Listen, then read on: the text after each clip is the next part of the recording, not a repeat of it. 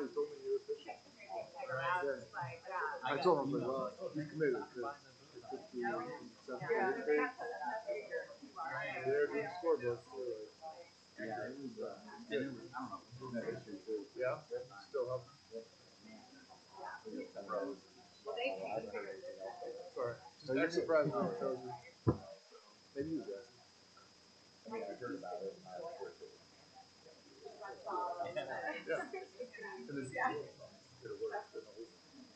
So that was part of it. So we need to get a new board because then you get an updated panel. And I guess I was told there's like a side one for just the sideboards, like points, player points, and penalties.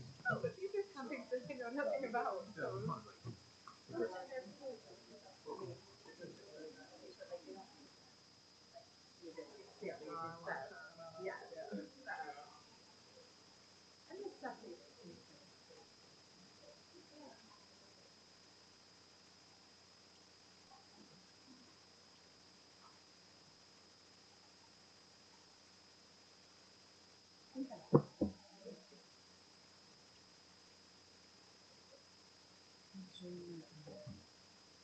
Sam.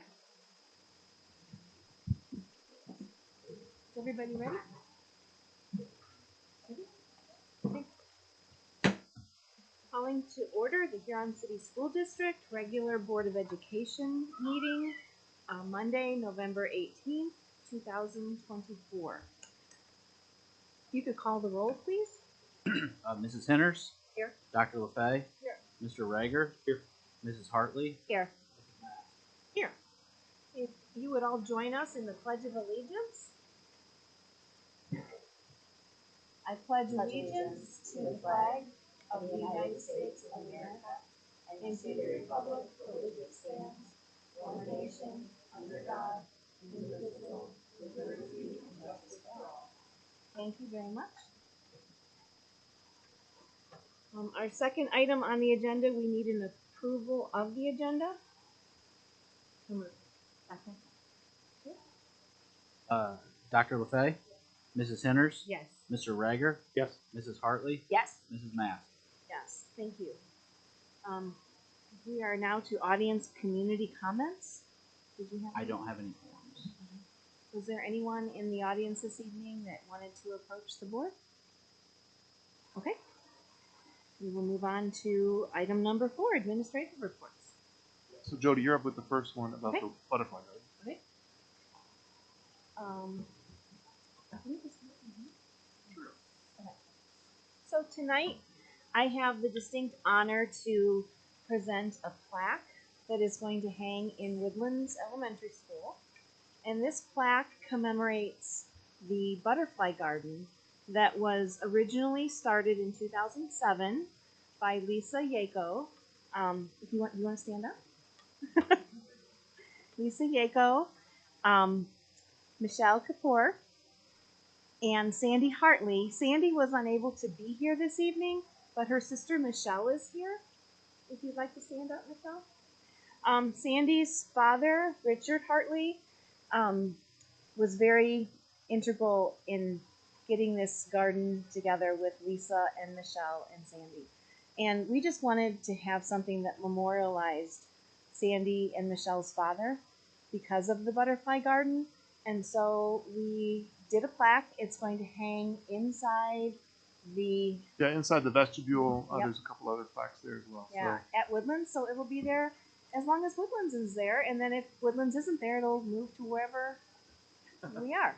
But we just wanted to honor your father, Michelle, your and Sandy's father, and just everything he did to make that garden a success, and everything you ladies did to make it a success. So thank you very much.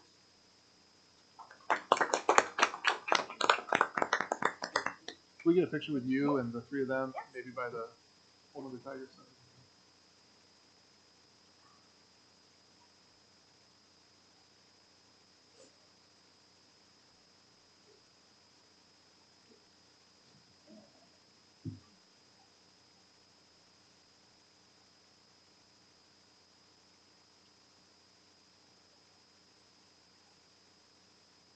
And Frankie too. Get Frankie in there. Hi, Frankie. Yeah.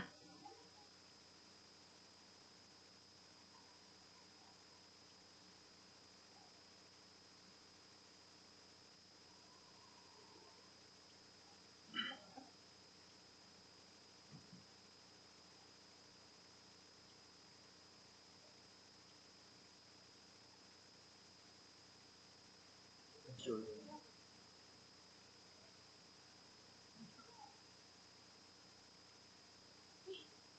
All right, so now we're going to roll right into the building presentation. So it is an inside look at Woodlands. So Brian, turn it over to you. Before I really jump into the presentation, if you haven't had a chance to go by the Butterfly Garden, one of my interests when I first started there was to liven it up a little bit.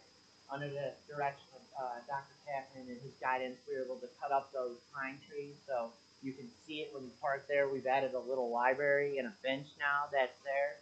And I got to tell you, the one thing that always amazed me after we did that is when I walked outside and I saw kids playing on it, walking around the Butterfly Garden, because it's truly a special spot. And, you know, with what your father did for our community, you know, shine on for many years to come. So, and everybody else, but thank you so much. So, now I'll get back in, look inside Woodlands. First, I would like to thank the Board of Education, Dr. Tapman, Dr. McDonald, for this special opportunity tonight to talk to you about how special Woodlands Elementary is, and especially to the city of Huron. I don't take this position very lightly. I'm always honored and humbled that I get to be the principal at Woodlands. And I started to reflect back, and since 2006, I've been a part of the school district. And, you know, it's my professional home. As I look out in the crowd and I look up at the board, you know, develop really great relationships, and just thank you so much for this opportunity. So Woodlands Elementary. I am a walker, so I probably will walk around. So first and foremost, this is the staff at Woodlands Elementary. I am a walker. All right, then I'll have to stand. But I'm very fortunate and lucky to be a part of this special team. You know, I put these words up there because this is what I feel every single day as I'm walking around that building. Passionate, creative, driven, encouraging, resourceful, dedicated, and upbeat. Yeah, if you had the opportunity to walk around the building, you would see that firsthand. They really take a look at each individual student and what they can do to make them be great in their academics, but also be a great person. So again, just feel very lucky and fortunate. So we're going to take a little short dive into each of these: efficiency, how we're efficient at Woodlands; student support, parent involvement, and data and guidance.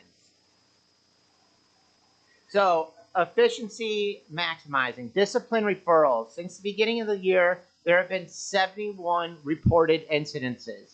So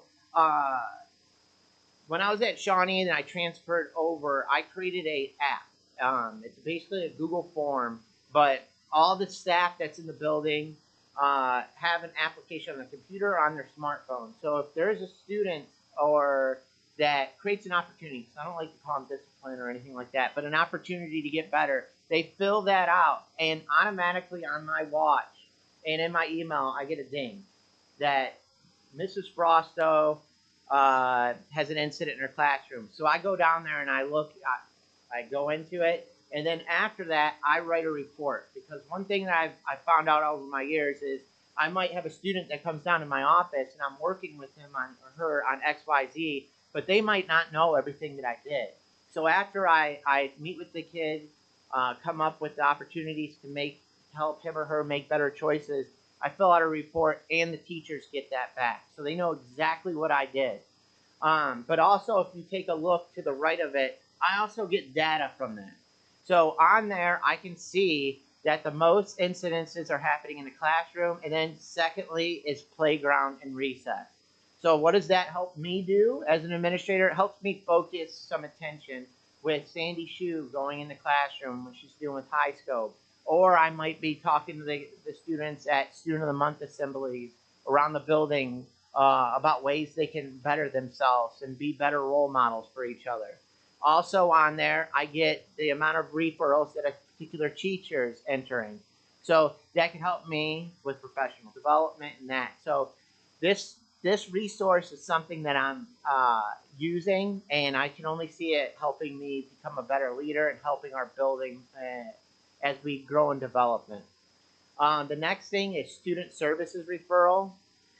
In the past, you might have had some teachers walking around and saying, Dr. McDonald, she needs help. But then if you're in my position, you're walking around the building, and 5 minutes later, that might float away, and you might forget about it. So this discipline referral form, staff go in there, fill it out, and then I get a ding on my smartwatch, my email. So does Sandy Shue, and so does Aaron Smith. But those first two aspects that I talk about efficiency, yeah, it's making us more efficiency, but it's holding us accountable. It's holding us accountable to the teachers and the students that we're following through on things. The next thing that I created is the Woodlands Hub. There are a lot of things that we navigate, like with Ohio State testing, RIMS, daily schedules, duty schedules. I could go on and on and on. But I created this, and all the staff have this on their desktop.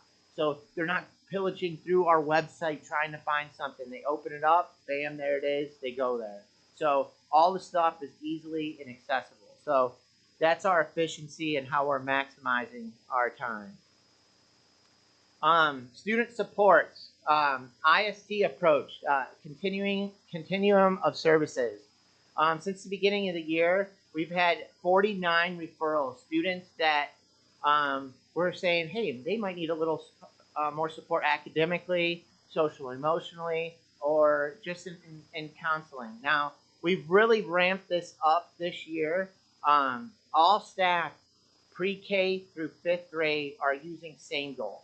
So if a student has an RTI or IST form, that information and data is going to Same Goal, which is connected to our IEP students and everything like that.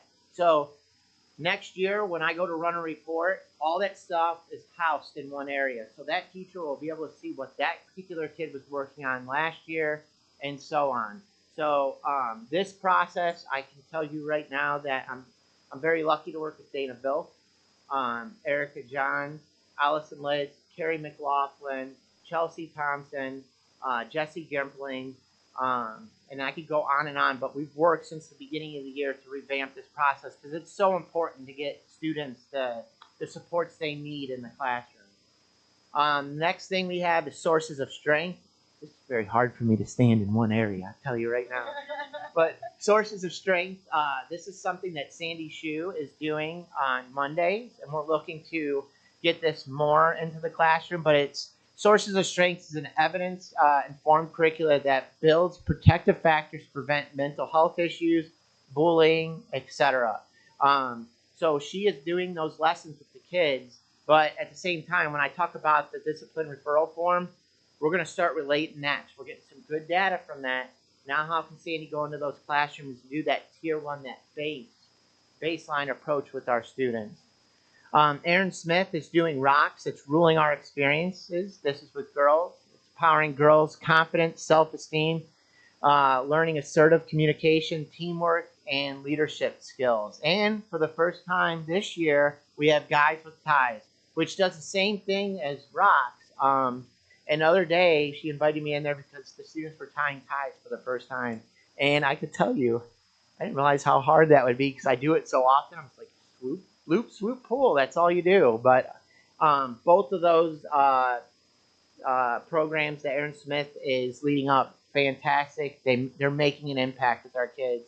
And then Mrs. Smith and Mrs. Shue do lunch buddies. I like to call it lunch buddies, but it's brief solution-focused lunch where she brings kids together, works on peer relationships, and just building our kids' relationships at school.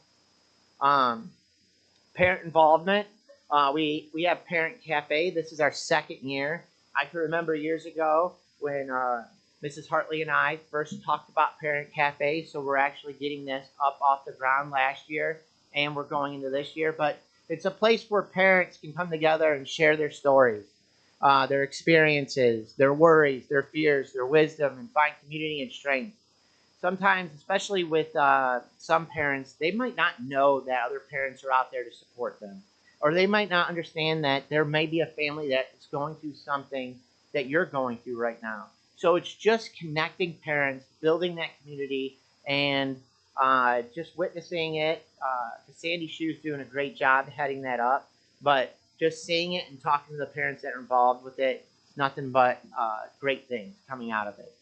Other thing we have is Special Persons, Donuts with Grown-Ups. This is something that I work very closely with our parent-teacher organization with, and we're still trying to find that sweet spot at Woodlands. I can tell you that we're still working on that. Volunteer opportunities, classroom helpers, tutoring, etc. Parent-teacher conferences, PTO, amazing, grateful for you. Book fair nights. I got to join the Glow Run this year. It was awesome. We do Reading Under the Lights at McCormick and the Kindness Run and Title I Family Game Night. So that's the parent involvement that we have. Is it good enough? I would sit there and say no. We're still challenging ourselves, figuring out ways to get those opportunities more readily available for our parents in our community. Data and opportunities. Last year we started doing DIBELS. It's Dynamic Indicators of Basic Early Literacy. Previous to that, we were using STAR K through 5. Now we're using DIBELS K through 5, but K through 1 and RIMS. What's the difference between DIBELS and STARS? DIBELS, it's all oral. So a teacher actually sits in front of the child, listens to them orally, and gauges how well that student is performing. Whereas in STAR, they're sitting at a computer, they're taking a test. So I've seen tremendous growth with DIBELS in the fact that we're hearing where the students are at. And then that data helps us with our instructional approaches, small group instruction, individual support, and IST progress monitoring. But overall, I can tell you that the science of reading and DIBELS is making an impact. I see it. I see it with data that we have, and we're continually to push. I mean, it was a paradigm shift with our teachers with DIBELS, and I can tell you there's a stress, but we're getting over that. We're working with each other. That community of supports around each other. So I'm happy to see what comes in the future. The next up here is Ohio State test data with Dr. McDonald leading the district leadership team, building improvement team, and teacher-based teams. The data from the Ohio State test helps us and gives us guidance on what we're doing well and where we need to focus. If I could walk up there, I would show you, but those 5 things to the side actually tell you what your strengths are and what your weaknesses are. So at those data meetings, at each of those levels that I just talked about, we have a focus and areas that we can focus on to improve our approaches and instruction with our students. So we're working on that. We're getting that going, but it's strategic conversations, I like to call it. Like, we're just not talking the talk. We're talking about data and using it to help us improve. And then also the TIDE testing portal in there. And that you could create benchmark assessments and readiness recheck assessments based on that data that I just talked about. So we're working on this. Let's assess how the state assesses and see how well our kids are performing. But again, like I said at the very beginning, we are thankful for each of you and all you do to support our schools. I can open it up for questions. I took you on a little stroll through Woodlands, so yeah. Any questions? None? All right. Thank you, Brian. Okay. Thank you. Thank you. Yeah. Thank you. Brian. Good. Just before you start, Lisa and Michelle, if you want to stay for the meeting, we would love to have you stay. But if you need to leave, you're more than welcome to leave. So I didn't want you to feel like you had Need to. / wants. Yeah. Yeah. Yeah. So just wanted to throw that out there for you.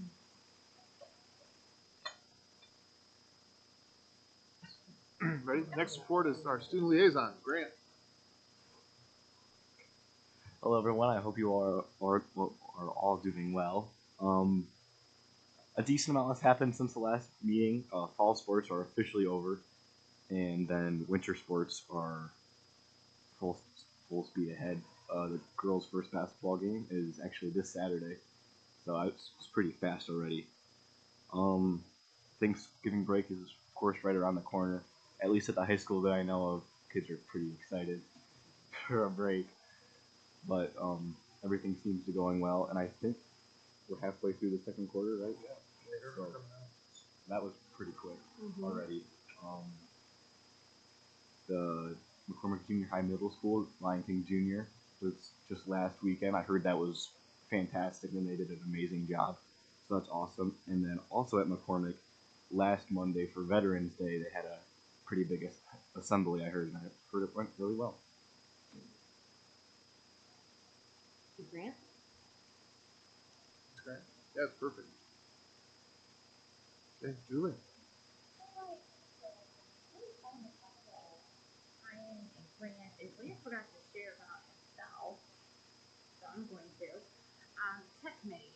In our updates, you see we've been doing quite a few things as of late. With getting this committee off the ground, it is a shared leadership opportunity between administration and PCA. So we do appreciate that opportunity. And committees are hard because they're like, oh my god. This one actually has had some. Sorry. I was yelling at Brian because he was my chair. Some things right off out of the gate this year. So in August, the board passed policy about the reduction of cell phone usage for students. So at our second meeting, which was last Wednesday, our task is to figure out what that looks like in the building at a developmentally appropriate age.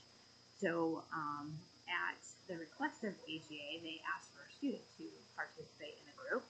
So I said I happen to know somebody who could provide that for us. So Grant joined us out at BGSU Firelink for the morning, and I would say probably got an eyeful, earful, whatever, to have that conversation. So the group will be making a recommendation back to the policy committee, so that yay or nay for the recommendation. But we know that student handbooks are up for adoption this spring already.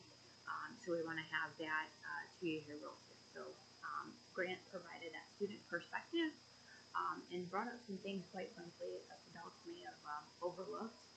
So we appreciated his time for that. We said that he could stay for the day, and he's like, I'm going to go back to class. So the second topic was Senate Bill 29. So to give you an update on that work, of course, we haven't shied away from the angst that it has caused across the district. And part of that is to the way in which it was like, here you go, guidance from different groups saying this but not that, or vice versa. To and also inconsistency across districts in the state, right? Like, what are you doing, or how's this happening, or what? So trying to tone down the noise of all that and just figure out what we need to do as a district, and take care of our own house, if you will. So we put out a link to all staff, coaches, advisors, everybody. Hey, what is it exactly that you're using that we need to take a look at? Because people can get free accounts. They can do these other things that with your Huron account, you can, sign up students, whatnot. Well, Senate Bill 29 says no, you can't, right? Because you're sharing student privacy, and the law outlines the data in that differently than what is directory information. So we have reviewed to date 98 different requests. Okay? How crazy things were So out there. that was last Wednesday afternoon. We had a meeting in the afternoon. I was like, whew, okay, brain cells are fried, because The appendixes, the legalese, some of this stuff, there's like a 56-page document that goes with it, and you're looking for certain things. So I have to say, we kind of laughed at ourselves throughout the day because, it's just a lot. And we know also, too, we have to tell our colleagues no, which is really hard to do because, of course, you want to say, yes, you can do this, but really, no, you can't. So we did join, James and Mike helped us with a membership to a consortium that has a legal team that is looking at this stuff for 11 different states. So Ohio is not the first to go through this, if you will. So we're using other states' growing pains. And so through that consortium, we were able to grasp student data privacy agreements that are already in place. And then we also are watching of that group that we have joined. There's 50 different student data agreement policies that we're watching. So any contract that we enter from October 24th of this year going forward has to have that piece to it. So including one we were just talking about today, if we were going to adopt something, we need to make sure that all of the current contracts that we also have in place, allowing staff to continue that use until August 1st, when the second piece of legislation happens, that we're already in contract, we just need that data agreement piece. So, lots of moving parts, recognizing staff's frustration, but also cleaning up our own house, right? So, how do we communicate all the different ways and all the different apps that communication goes out? We need to hone all that in. So, while it is frustrating to some degree, it's also an opportunity for us, quite frankly. And so we're trying to look at it that way, even though we're having to tell each colleagues, you can't use that anymore because they're selling third-party data. It has commercials geared to kids and things like that. So growing pains, we'll be with the staff on the 26th to talk more about it and give them an update as well going forward, what does spring look like for some of this stuff, and then what is August look like. So. I just want to make sure for our students that are here tonight that they understand what you're talking about with the bill between them. Mm-hmm. Wow, some of them might because my emails went to everybody. So which I appreciate because actually Mr. Land called me in a panic. We created an email group so people could get the email and inadvertently put all the students in it. So these ladies showed up in Mr. Lamb's office and he asked me to step on over and I'm thinking, emergency, what's going on? And these two darlings were like, we're getting your emails. I'm like, when did you get my emails? Oh, sure enough, everything I forwarded to the tech committee, everybody was getting. So Senate Bill 29 is about student privacy and not being able to share it through third-party vendors. Images are now also considered data, and basically protecting students while in our internet ongoing curriculum assessment, instructional spaces that people can't hack into data. So that's if you guys have noticed some of your friends.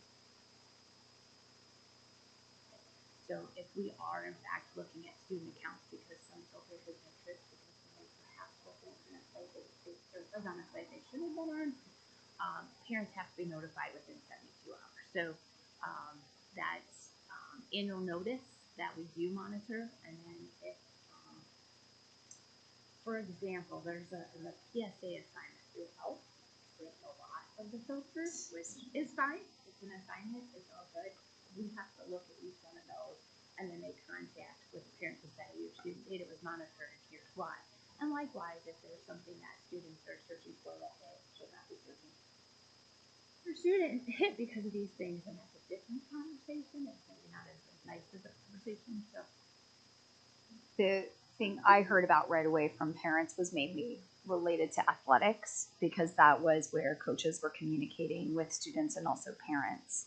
And so that's where that was stopped until my understanding is until we kind of vet and understand which platforms would be compliant with law, and then would have to be a district agreement with that vendor and that platform. And we actually have communication in place. It's just a matter of using what we have right now. So the Google Suite. So we've asked all the coaches and advisors that don't have Huron accounts, Matthew and Jordan Price, to get accounts. There's a calendaring function in there that they can use to schedule practice. That you share the link, the calendar goes out, anything updated is automatically updated on that calendar. So it's also a moment to like teach people like what resources you do have. Maybe not as convenient as hitting the free Remind app or Team Reads or Band, but also at Trunk or Treat, I had a parent that works in another district.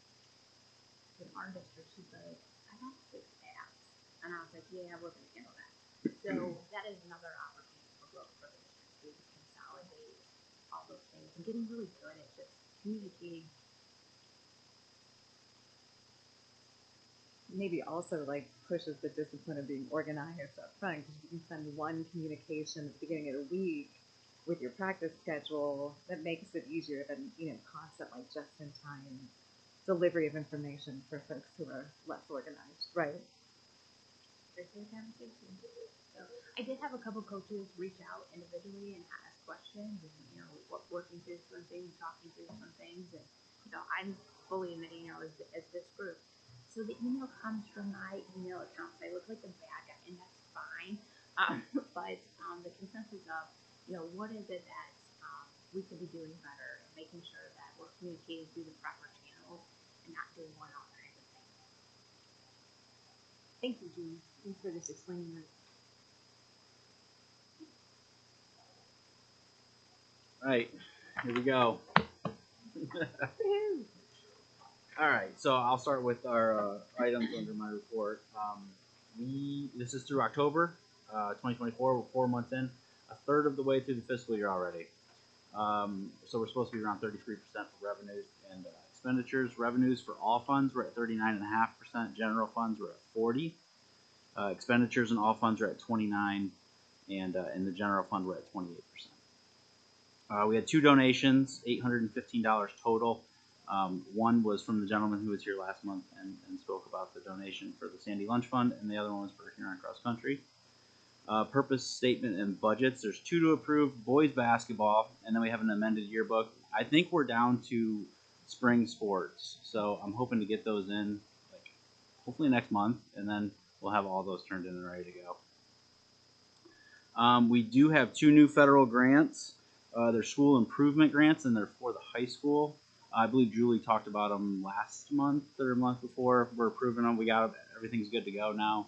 The total is about $140,000 between the 2. And then we had a teacher get the space grant, and that's for $1,000. That account code was already set up, so that doesn't need set up. So that's just on there for acceptance. Okay, 5-year forecast. Yeah. Did it freeze?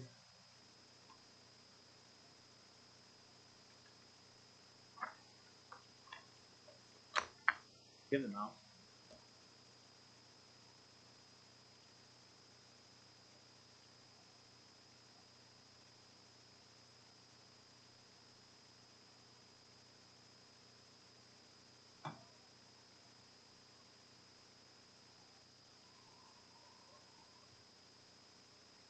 Okay, so the 5-year forecast.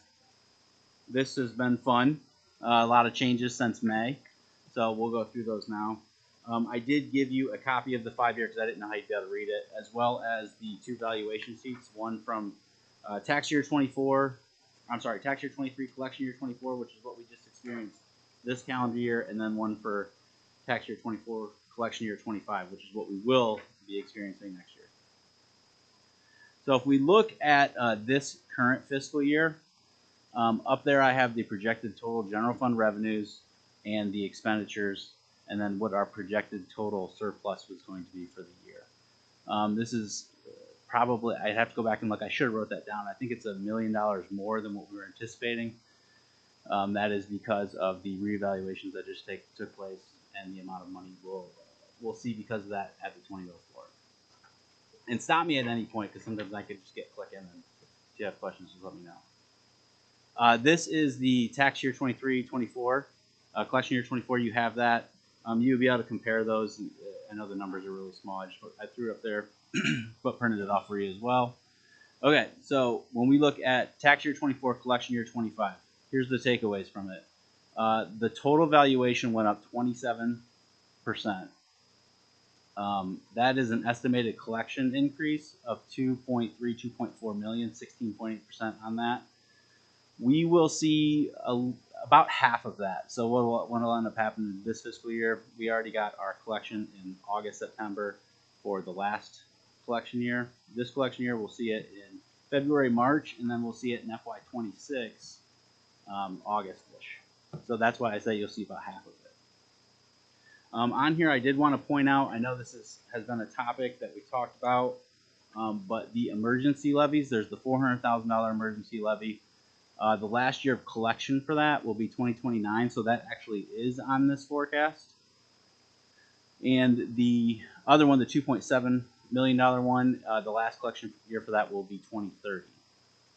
I did put on there, this really doesn't have anything to do with the forecast in particular. It's not general fund money, but the library bond is able to be paid off in December. We do have some funds in that account.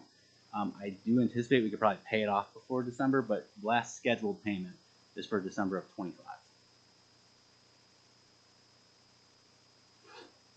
This is a breakdown of our revenue for this fiscal year. You can see the local taxes are around $13 million. The state funding is around 4.4, and all the other revenues around 1.3. So really, we're looking at about $18.8 million in revenue. Local taxes account for 69% of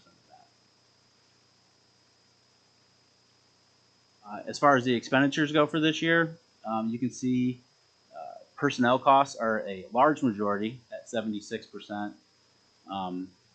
I will tell you, and I'll get into that later, but I did a large part of that is 13. I kept 13% in for benefits. It's kind of what we've been seeing. So that's actually over the course of this 5 year. I just kept it 13 each year. So I mean that does kind of compound and add up, but it's not. It's also not unrealistic.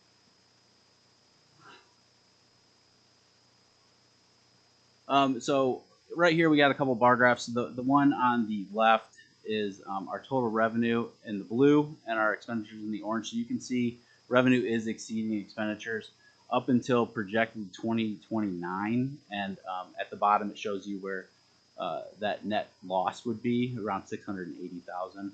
So over the course of this 5 year forecast, I do anticipate a surplus of money each year until fiscal year 2029. And then the second graph is just our cash balance. You can see it kind of level off at 27, 28, and then we start heading the other direction. Okay, so days of cash on hand. I have a slide in here later, and if you've already looked at it, it's the cash balance policy that we've talked about in the past. That's where this is going to come into a little bit of effect. So we're gonna. That's after this is done. That is the next objective. James has already put together sort of a rough draft. We've been looking them up and seeing what other districts are doing, and then we're going to try to build our own, take that to the finance committee. But I kind of wanted you to see this because you can see how it goes, how this is affecting our days of cash on hand. Another point to illustrate here is enrollment. Since 2020, you can kind of see how we've been declining. Obviously, these are general estimates on what could happen based on trends. So over the next fiscal years, you can really see how we can drop even below 1,000 students, assuming that the trend continues. But since 2020, that has been it. And then this next slide kind of shows you what happens due to that. You end up spending a lot more money per pupil, and the cost per pupil increases quite a bit over the next 5 years. That would be without right sizing or doing anything else. So just keep that in mind. Okay, the assumptions. So when I'm looking at the revenue, obviously the biggest thing is the additional revenue from the tax collection and being at the 20 mil floor. One other thing that I wanted to point out is we are a guaranteed district. So what that means is we're receiving the same amount of funding as we were receiving from the state in 2020. It's actually located, if you look at it on the forecast, 1.035 up in the revenue section. If they were to ever, I haven't heard that they're going to do this, but if they were to ever take away the guarantee, I put up there what the calculation would be. We would go from I believe it's 2.7 million on the forecast. It would go down to about 907,000. So if they were to ever formula base us. The 2029 is the first year we're going to see that deficit spend of around 600,000. I threw that on there again. We have the two emergency levies, 28, 29, that we're going to have to start figuring out what we want to do. There is some rumors out there that emergency levies and substitute levies could be factored into the 20 mil floor at some point. That would have to be legislative action. Don't know anything yet. Library bond paid off. Yep. This is just a snapshot of the revenues. You can see at the bottom line there is kind of what we're looking at. 18.8 million this year. By the end, we're looking at about 20.2 million in total revenues. Expenditure assumptions. Like I said, they result in about 75% of our current 76%. I did throw up there some of the recent agreements that happened with HEA, and then the employee share, insurance costs. This is all things that you guys already know. I just want to throw it on there. The other thing is, where am I at here? Hold on. No, I think that was all I have for that. The expenses here. The biggest thing to look here is the cash balance, the very bottom line, the blue line. Those are our cash balances at the end of each fiscal year. You can see how they steadily go up, kind of level off in FY28, and that's in 29. You see it dip just a little bit. Again, I know you know this. You guys have been doing this a while. I wouldn't look too much past about 2 years, maybe 3 years max. After that, you're kind of just guessing. So I just want to throw that out there. This is what the final will look like. I know you can't read that. I just wanted to throw it on there. This is what will be submitted to the state for review. And then the white paper is what I was talking about, where James and I will be working on that to take to the finance committee to eventually bring to you guys. So I don't know if it will be a white paper, or I've heard people doing white papers. I've heard people doing policies. I'm going to look at the benefits of both. Questions? I just, so it sounds like we have our estimated number. I know earlier, a couple months ago, more just community talking, when people were getting their valuations and saying, you know, I'm up 20%, 25%, 28%. So it looks like we have that number now for the county at an aggregate of about 27.3%. Sometimes people were saying that means my taxes are going up 27%. And I know I and maybe Chris were having some conversations, but we don't know that number yet.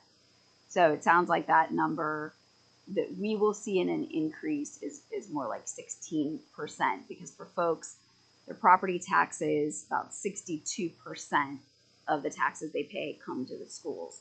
So it's not that that's a direct correlation, because not all of the taxes that they pay to us are going to go up. It's Correct. only the ones that have hit the 20 mil floor Correct. that would see an increase there. Yes. Okay. Yep. So looking like around 16. Round 16. Yep. Okay. Thank you. Yep.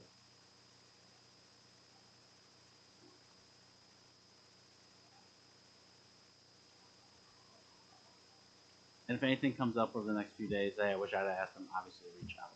I'm happy to answer anything you have. It's an interesting situation to be in. Yeah, you know, you look back a few years ago with the 5-year forecast looked at compared to today. It just goes to show you, please don't look past 2, maybe 3 years on this, because things change quick. And we talked in finance committee about having this revenue, and what we do with it, and that we don't, kind of like with ESSER money, where it's like, you know, it's like it's here now. How can you plan? Because you don't want to be sitting on tax money. It's Right. collected to serve the students and to be spent to educate the community.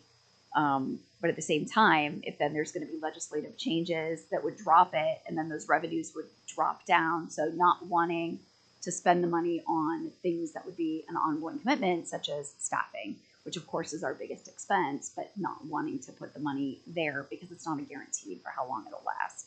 Right. Yeah, it's the unknown at this point. I mean, until there's some sort of legislative, something is going to happen. I don't know what it's going to be. Your guess is as good as mine. We'll see. But yeah, right now it's kind of an unknown up in the air. So what route they decide to go for taxpayer relief.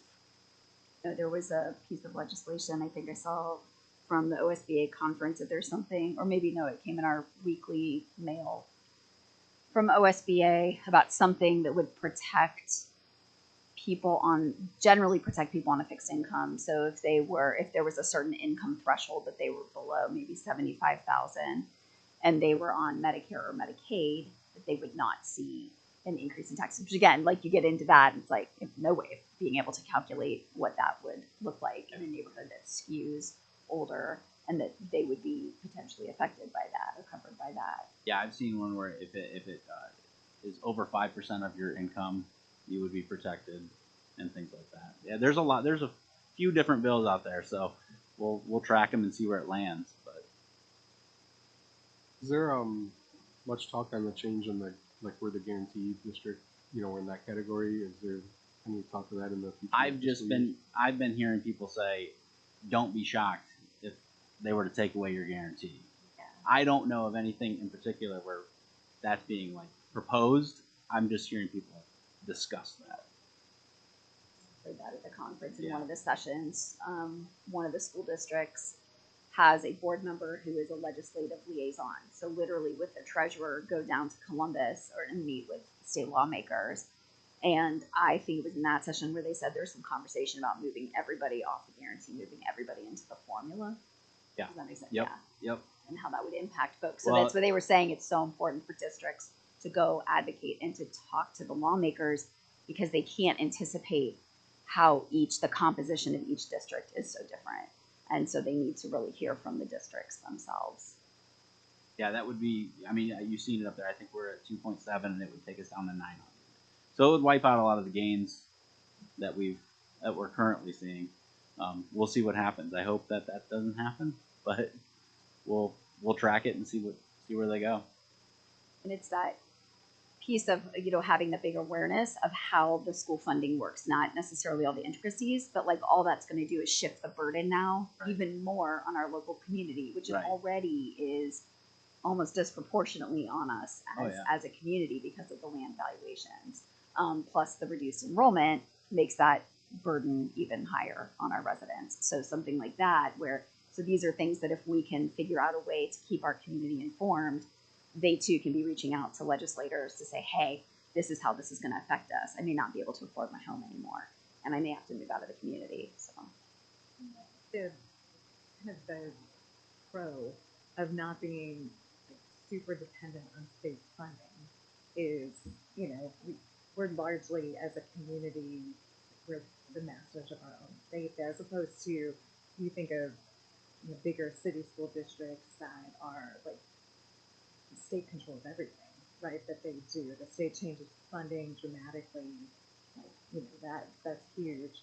I think the flip side for us though is watching that, the new money, that's good news, but it may not be money that long term is going to be in an account. I think to echo your point, it's good news, but I think we want to probably watch what happens this next year or two before we we feel really comfortable and kind of breathe that sigh of relief that gain is going to kind of solve our long term or get us kind of long term security. It's good though. I had a question on the enrollment projection, because I think when we were going through the facility items back earlier this year, the facility projection was stayed around 1,000 or a little higher. Are those I think you just said on yours you just took the current trend. It's just the current trend, right? We just may want to reconcile those to be in the same realm as we go forward and keep talking about the facility and our 5-year forecast and budgets and all this, the new money and stuff like that. So Sure. Yeah, that would just, if you looked at it over the course of a decade, that's where it would go. There's got to be a plateau. I can't imagine we're just going to keep going. I was just thinking that in my head, maybe we try to get those on the same footing there. Yeah.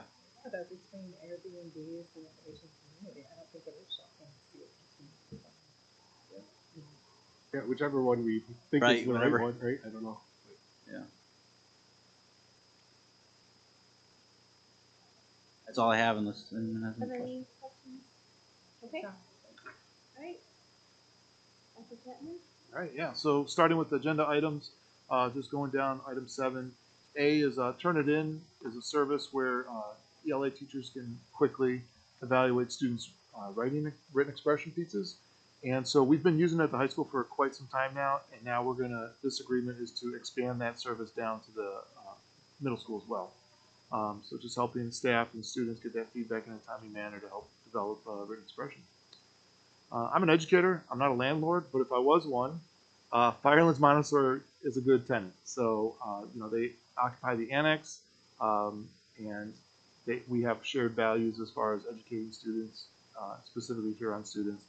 So that lease agreement for another 2 years is on there. And then what we're going to do, similar to what we do with the farmland that we rent to the farmer, I'll be recommending a year to year, but basically 18 months out. So that way they have confidence, more or less 2 school years, and that still gives us flexibility. As facility projects develop, we'll be able to know if that arrangement has to change. Next is annually we have a shared dive coach contract with Margaretta, so they have the dive pool, and our divers go over there and get coached and participate there, but they remain Huron student and get the Huron varsity letter. So that's awesome. North Point Educational Service Center student handbook. So they have a handbook, and they asked me a while ago to have the board approve it, and I was like, they're your students, so your board would approve it. And they said, well, they are our students, but there's times where they're then riding a Huron bus to and from school. And so it comes down to, if something happens on that bus, they still want to have the ability to support and intervene.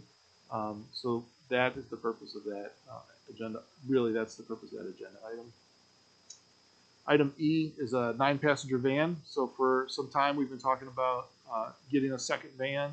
Our first van is over 14 years old. It has about 130,000 miles on it. On a recent trip, it was rear-ended, and so came out of service. Everyone was safe in the van. It was a smaller car, so the car had some damage, but our van had some bumper damage, but no injuries. So when the repair shop said, "Yeah, we'll be able, get that fixed for you, bring it in January," we said, "Wait a minute, we're in January." So their backlog was a good 8 to 9 weeks.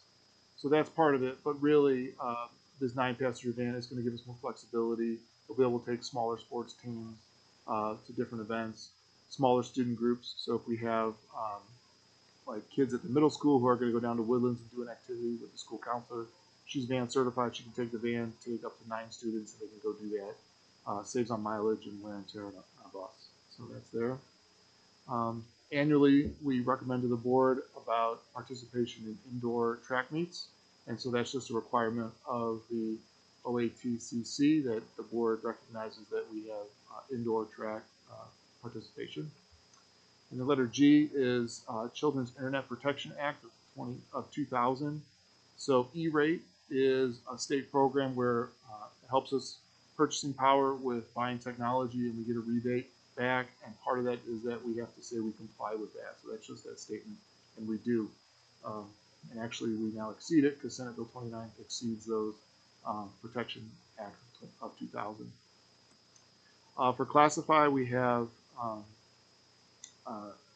accepting retirement of Sharon Enderly, so long-term high school secretary, and she'll be heading into retirement here at the end of 2024, and so we wish her the best. And then, so likewise, it's recommended to the board to approve a voluntary transfer for Cynthia Studer, currently in the kitchen, has previous experience working in an office setting, and really stood out in the crowd as far as skills and aptitude for replacement. And she'll have some transition services here in December before Sharon's completely retired. And then also we have second shift custodian on the agenda for approval. So that's a replacement of some transfers that happened the past couple months. Supplemental, we just have the one for middle school swim, an assistant. And then for stipends, when we host an Ohio high school athletic tournament event, we're the host site. Our teams aren't participating, but our staff are helping run those events. So there's compensation for them. Flows through us, goes from the state to the helpers. So those are those items. Any questions on the items? Okay. And then just a few other items to talk about. A couple weeks ago, Chief Graham called and invited me to come participate in this Huron City Safety Committee meeting. So Chad, our Director of Ops, a few bus drivers, and I attended the Huron City Safety Committee meeting. And really, we were looking at ways to improve safety, traffic, travel during pickup and drop off at Woodlands. So after some good conversations, the committee was going to come out with a recommendation for City Council to put a right turn restriction from Lake Erie Parkway to turn right onto Maple Ave during pickup and drop off times. So just a narrow window in the morning and in the afternoon, where we're really encouraging parents to take that roundabout, or the roundabout, go back out Lake Erie Parkway to help with the flow of traffic. We have students walking down Buckeye and Deerwood. We have buses coming down Buckeye, and we have preschool parents coming down to drop off on the other side of the building. So we're hopeful that that's gone through a first reading at City Council, and I'm anticipating it to pass. But with that, we're hopeful that it'll help with the flow of traffic a little bit and make that just a little bit safer in the morning and afternoons. Also, Julie and I, a couple weeks ago, the Erie County Board of Health had their community health survey results shared out at Cedar Point Center at Firelands. So Julie and I attended to hear the results. I would say nothing's like surprising. It was a lot of trends. And trends are happening in a good direction as far as health and wellness of the residents of Erie County. Really, though, it's about hearing what those needs are in the community, because that is what helps allocate funding for programs and services. And we have quite a few programs and services that are beneficiary from the Department of Health, our school nursing program, and then even family health services doing our school counselor prevention work. Those are also funded through grants that are justified through this survey. So some of our students participated. It was a choice to participate. Parents had to give consent for that. And it was good to hear those results and hear some of the ideas of what's to come ahead for that. Julie, thanks for going there. As Grant said, Friday is the last day for students in November, and then we head into Thanksgiving break. But Monday and Tuesday, we have staff professional development. And so Monday, we kick off with Second Harvest hosting a poverty simulation for our staff. So that's where they're going to live a month, so 4 weeks, in a simulated poverty situation. And there's different community service providers that in the simulation that are there to help. And so we have, I reached out to different community representatives to help facilitate in that. So there's different religious leaders, different leaders from social services, and different leaders from city and township entities like that. And BG Firelands has some representatives coming too. So that'll be, I think, a positive day. Give us a little reflection on all the families and students that we serve, and what are some life experiences that they may be experiencing as they also try to navigate school and all that. In the afternoon, there'll be time for educators to work in collaboration with fellow teachers. The focus will be improvement in instruction and assessment. And so it's mostly self-guided. They'll report back to the principals what activities they did, and some are more guided than others, but that gives them that professional educator choice as far as what they're focused on. You're getting the busyness of the school day, of the school week, and there's those bigger projects that you want time to work on. That's going to be an opportunity for them. Tuesday morning, then they come back to the high school for breakout sessions, where again they'll have choice. Some will be forced choice, but they'll have choice in what sessions they're learning. And so that's always good. And we have some staff presenting, and so that's always great to have staff show their leadership and expertise and share it with others. And then Grant already talked about Veterans Day at the front, so that was on my list. But yeah, it was. I couldn't make it because I was down at a conference, but I heard it was really well received. And there were some from the community invited, and Mr. Dowdy said next year we have to be more purposeful in inviting the community to come and see that and be part of it, and see the great stuff that our students do, and then what the speaker has to share for our students. So it's very good. Unless there's any questions, that's what I have tonight. Alrighty. Any questions? Okay. Any other recommendations either one of you need to share? No? Okay. All right. then we'll move down to item number 8. We need a motion for approval for items 5 through 7. So moved. Okay. Mrs. Hartley, Yes. Mrs. Henners, Yes. Dr. LeFay, Mr. Rager, Yes. Mrs. Mast. Yes, thank you. Next item number is number 9 for discussion action and the stakeholder facility committee update. I missed the last meeting, so I'm gonna shoot it for Okay. So we basically broke out into our subcommittees and are working in that subcommittee capacity for the next couple months just to give, time for groups to get some things accomplished, and then we'll plan to come back together in January. It seemed to go well. Good.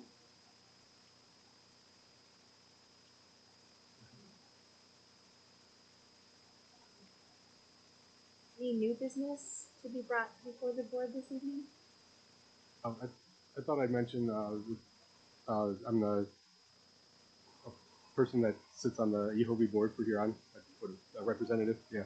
So we just had the board meeting last week there, and they're still waiting for certification, but the bond issue for the new facilities out there looks like it passed by about 500 votes.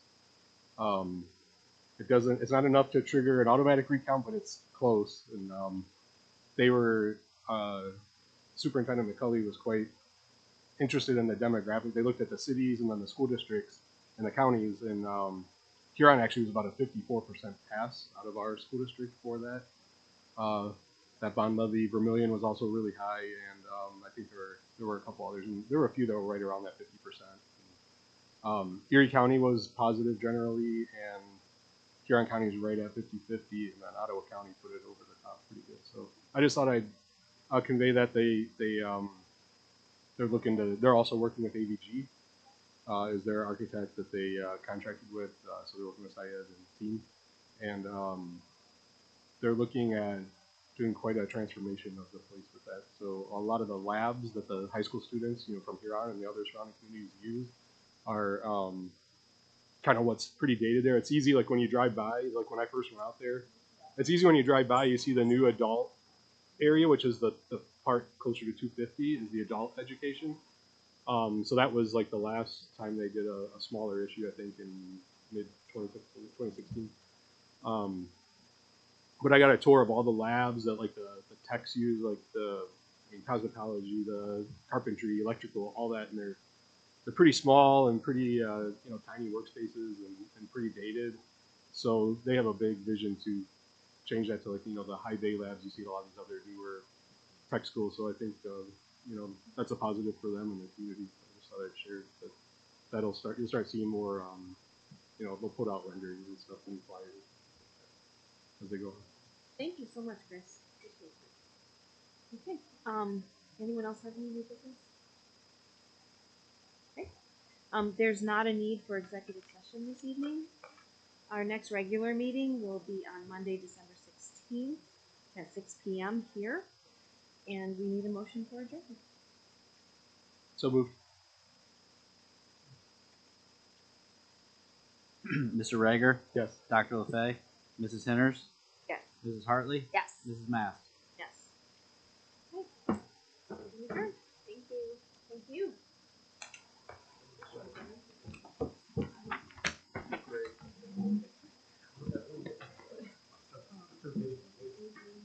Yes. Yes.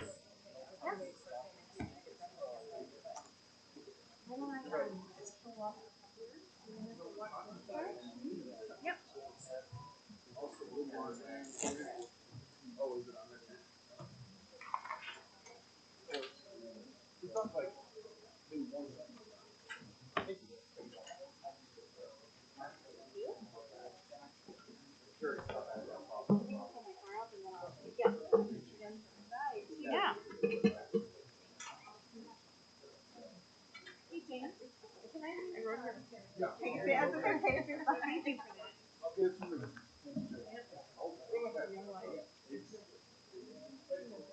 Oh, good. I didn't know.